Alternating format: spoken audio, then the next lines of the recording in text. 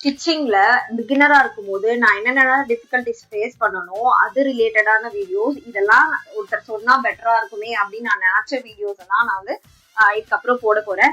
இப்போ நம்ம ஜீரோ நாலேஜ்ல இருந்து ப்ரோ லெவல் நாலேஜ் வரைக்கும் இருக்கிற எல்லா வீடியோஸும் உங்களுக்கு கொஞ்சம் கொஞ்சமா வரும்.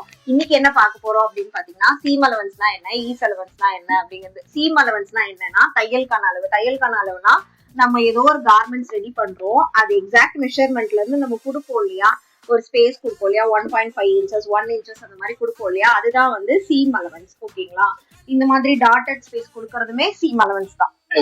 இதுவே ஈஸ் அலவன்ஸ் அப்படின்னா என்னன்னா, நீங்க ஏதோ ஒரு கார்மெண்ட்ஸ் போடுறீங்க அப்படின்னா, பிளவுஸ் சுடிதார் ஏதோ ஒண்ணு போடுறீங்க அப்படிங்கும் போது நீங்க ப்ரீத் பண்றதுக்கான ஒரு கம்ஃபர்ட் வேணும் இல்லையா, அந்த கம்ஃபர்ட் கொடுக்கறது தான் வந்து ஈஸ் அலவன்ஸ்.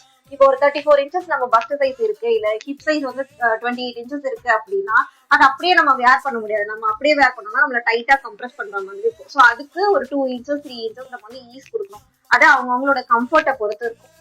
அதே மாதிரி ஒரு கார்மெண்ட்டை பொறுத்துமே அந்த ஈஸ் அலவன்ஸ் வந்து வேரியேஷன் வரும். அதே மாதிரிலாம் ஈஸ் அலவன்ஸ் கொடுக்கலாம். பிளவுஸ்க்கு எவ்வளவு ஈஸ் அலவன்ஸ் கொடுக்கலாம், சுடிக்கு எவ்வளவு ஈஸ் அலவன்ஸ் கொடுக்கலாம், ஸ்லீவ்லெஸ்க்கு எவ்வளவு ஈஸ் அலவன்ஸ் கொடுக்கலாம், ஸ்லீவ் இருக்கிறதுக்கு எவ்வளவு ஈஸ் அலவன்ஸ் கொடுக்கலாம் அப்படிங்கறத நம்ம ஃபியூச்சர் வீடியோஸ்ல